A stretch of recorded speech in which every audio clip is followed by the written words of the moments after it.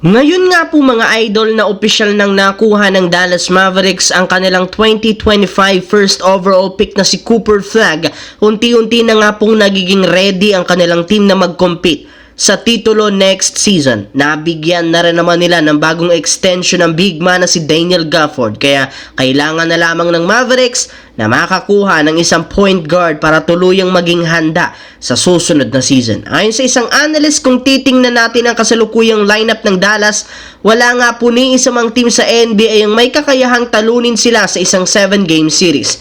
Sadyang injury lamang ang makakapigil sa gagawing championship run since halos lahat mga key player prone to injury kagaya ni Kyrie Irving na kasalukuyang nagre-recover ng ACL injury, Anthony Davis na hindi nawawala ng injury at si Klay Thompson na merong history ng malalang injury. Kaya kailangan talagang magdoble ingat ng Dallas Mavericks sa kanilang mga manlalaro. Samantala, habang tumatagal ang ginagawang negosasyon ng Miami Heat at Los Angeles Lakers, mas lumalaki ang tsansang makapagsagawa sila ng trade bago pa matapos ang linggo. May ilang mga senaryo at package na rin naman ang napagdiskusyonan para matuloy ito. In fact, ayon sa isang insider, maaari nga pong makagawa dito ng isang blockbuster trade kung saan makukuha ng Lakers sina Andrew Wiggins at Kel'el Ware kapalit ni Rui Hachimura, Dalton Keunig, Maxi Kleber, Shake Milton at isang first round pick at multiple second round pick.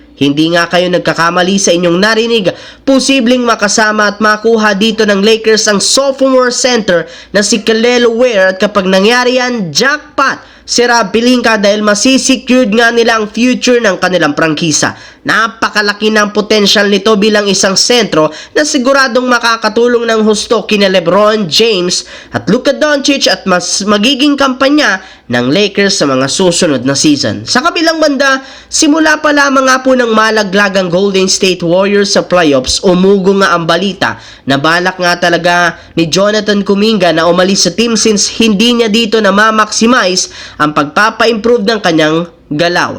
Sa katunayan, nang makuha ng Warriors si Butler, bigla nga po nitong nasa pawan matapos siyang mawala sa rotation at starting lineup. Though medyo tamahimik ang nagsilabasang trade rumors kay Kuminga, inamin nga ng isang insider, plano pa rin ng Warriors na ipamigay si Kuminga sa ibang team kapag hindi nito kinuha ang kanyang qualifying offer. Ayaw rin naman nilang masayang na lang ito sa free agency nang wala silang nakukuhang kapalit. Alam rin naman ng Golden State na maraming teams ang interesado dito sa laki ng potensyal nito at isa sa mga naibalitang koponan walang iba kundi ang Miami Heat.